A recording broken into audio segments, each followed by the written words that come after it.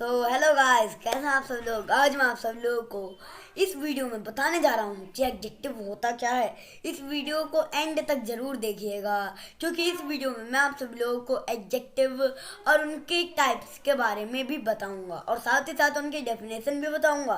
तो ये वीडियो बहुत ही ज़्यादा मज़ेदार होने वाली है। तो चलिए इस वीडियो को शुरू करते हैं। तो दोस्तों, पहले तो मैं आप सब लोगों को ये बताऊंगा कि आखिर एडजेक्टिव होता क्या है। An adjective is a word that describes more about a noun and it qualifies noun or pronoun.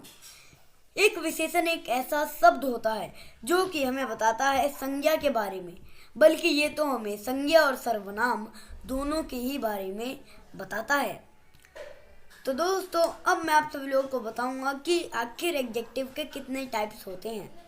Adjective के टोटल 6 टाइप्स होते हैं।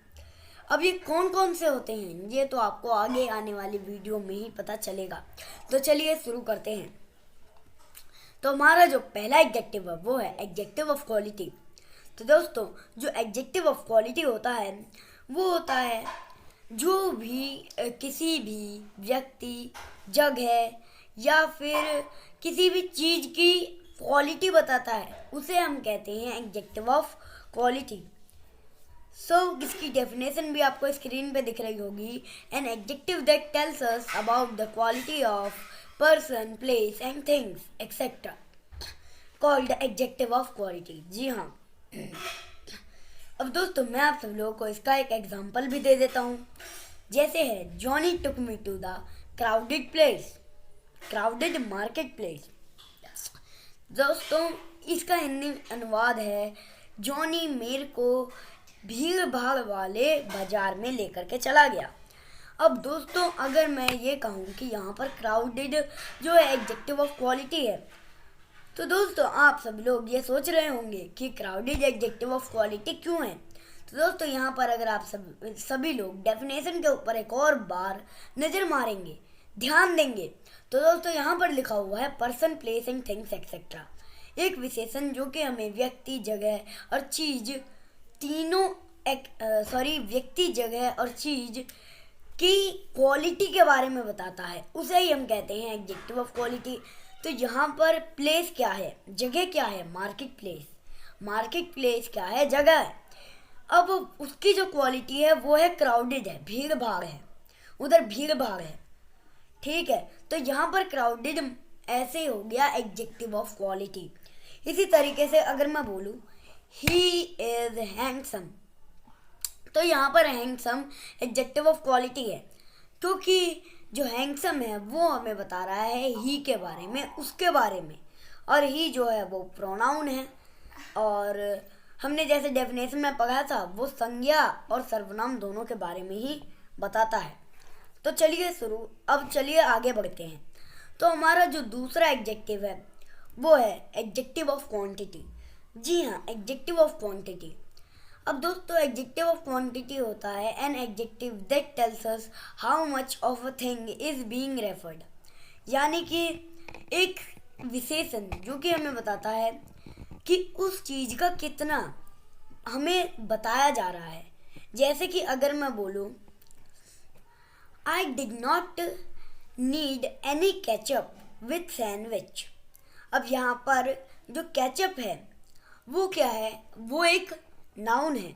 और दोस्तों, यहाँ पर जो एनी है ना, ANY, वो एडजेक्टिव ऑफ क्वांटिटी है, क्योंकि दोस्तों यहाँ पर हमें ये बताया जा रहा है कि केचप की कितनी क्वांटिटी रेफर की जा रही है। ऐसे ही अब दोस्तों, इसकी जो एक फैक्ट है वो है कि ये हमेशा अनकाउंटेबल नाउन के साथ ही यूज़ होता है। ये हमेशा अनकाउंटेबल नाउन के साथ ही यूज़ होता है। जैसे कि अगर मैं बोलूँ, जैसे कि अगर आपने पिछला वाला एग्जाम्पल देखा होगा, तो उस एग्जाम्पल में जो केचप है वो अनकाउंटेबल नाउन है। तो केचप अनकाउंटेबल नाउन है, तो अनकाउंटेबल नाउन है, इसलिए जो एनी है वो एडजेक्टिव ऑफ क्वांटिटी है। जी हाँ। अब दोस्तों, इसके बाद ना एक और एडजेक्टिव आता है जिसके अंदर हम ओनली काउंटेबल नाउन का ही यूज़ करते हैं, जो एडजेक्टिव काउंटेबल नाउन के साथ यूज़ होता है, काउंटेबल नाउन के बारे में बताता है ना, उसे ही हम वो एडजेक्टिव कहते हैं। अब वो एडजेक्टिव क्या है वो तो आपको आगे आने वाली वीडियो में ही पता चलेगा। तो चलिए अब हमारे तीसरे एडजेक्टिव को देखते हैं।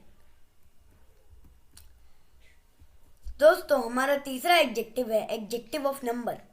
तो ये जो एडजेक्टिव ऑफ नंबर है वो है एक एडजेक्टिव जो कि हमें बताता है कि वो कितनी चीज़ है, यानी कि उसकी नंबरिंग बताता है, फर्स्ट सेकंड थर्ड इस तरीके से। जैसे कि अगर मैंने बोला 1 बनाना, तो यहाँ पर जो 1 है वो एडजेक्टिव ऑफ नंबर है।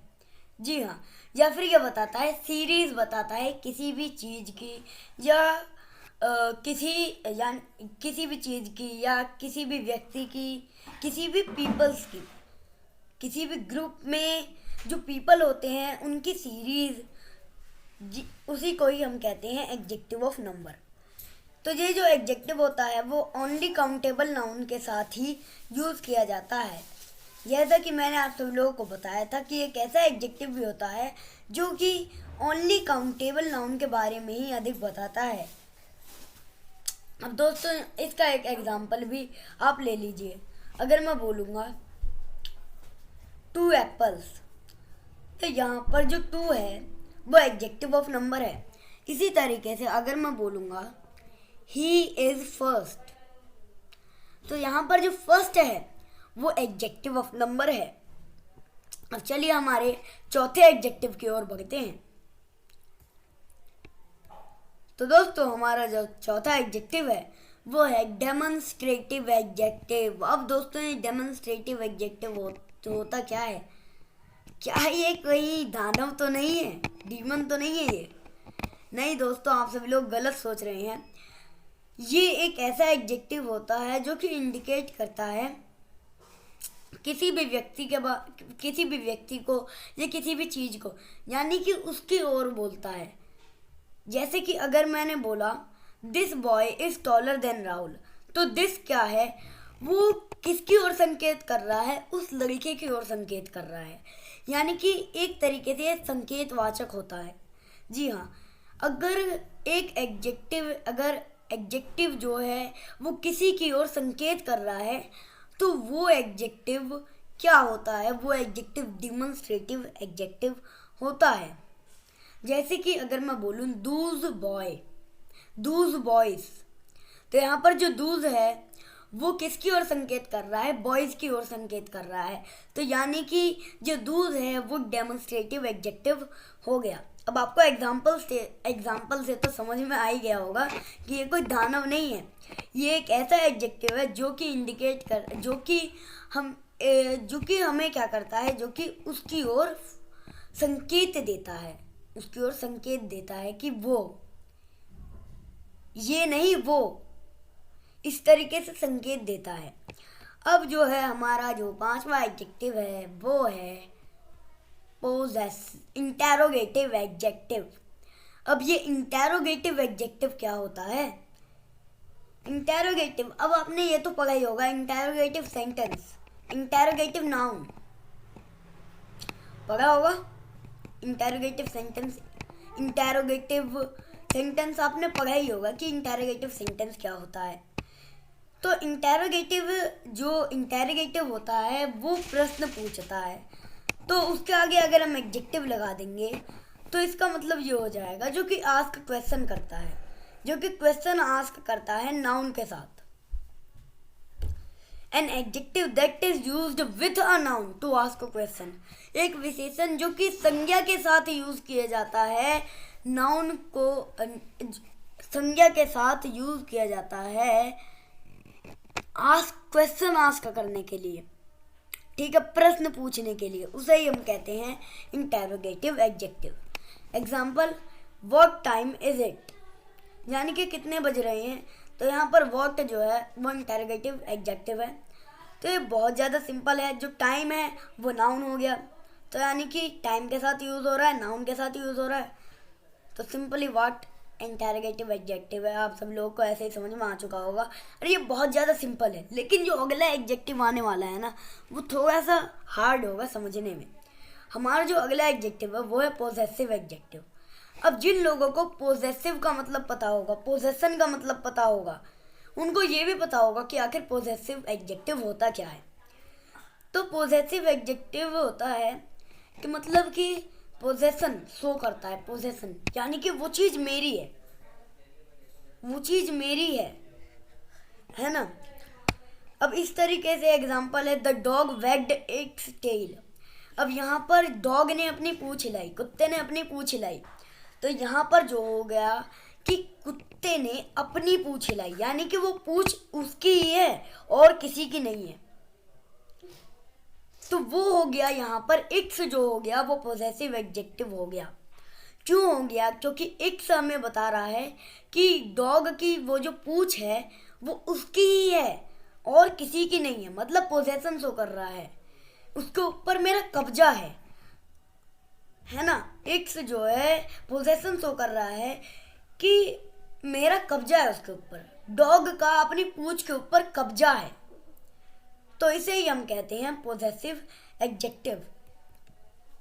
अब दोस्तों, अब अगर आपको यह वीडियो अच्छी लगी हो तो चैनल को सब्सक्राइब करके बेल आइकन को प्रेस ज़रूर कर दीजिएगा, और साथ ही साथ अगर आपको वीडियो में कुछ गलती लगी हो या फिर अगर आप वीडियो को कुछ फीडबैक देना चाहते हैं तो कमेंट आपके लिए खुला हुआ है, उसके ऊपर आप अपने फीडबैक को मेरे को सेंड कर सकते हैं, जिसकी वजह से मैं अगली बार और अच्छी तरीके से करूँगा।